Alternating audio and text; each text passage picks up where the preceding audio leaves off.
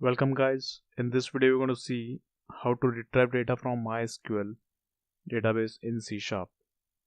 So in the previous video we have seen how to connect to MySQL and retrieve the data. Let us create a new project, Windows Classic Desktop Application under C#. Select Windows Form, specify the location and give some name to your application. Click on OK. Now once your project is ready, we are going to retrieve the data from the database and we are going to display it into the data grid view. So place grid view control on the form to display the data.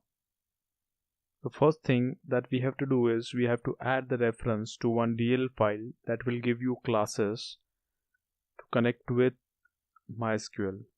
So you say add reference, search for MySQL. Now here you will get MySQL reference. Make the checkbox on for the first option and click on OK button. So once your reference is added, now we'll write the code. So first thing, we need to include namespaces, mysql.data and mysql.data.mysql client. Now we are going to include these classes.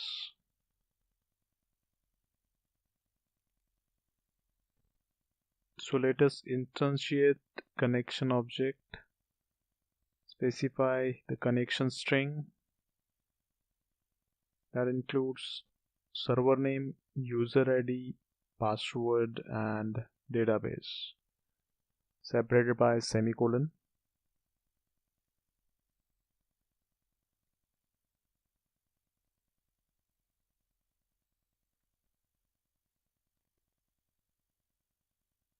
Instantiate data adapter.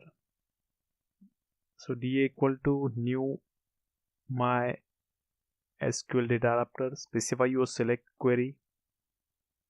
And second option is connection object. Instantiate data adapter dataset equal to new dataset. Now you fill the dataset by calling fill method of data adapter. So da.fill bracket ds and dpt and display the data into the grid. So saying data source equal to ds.tables of 0 or table name. Now once your code is ready, just 5 lines of code, just run the application, so you will get your data into the grid control. So this is what your data is, that is retrieved from MySQL.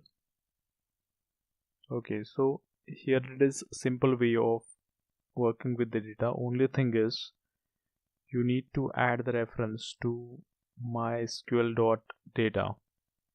So here is a quick recap of connecting and retrieving the data from MySQL. So first is we have to add the reference to mysql.data.dll file. Once it is done, we need to include these two namespaces and then write the code and to connect to the database and retrieve the data.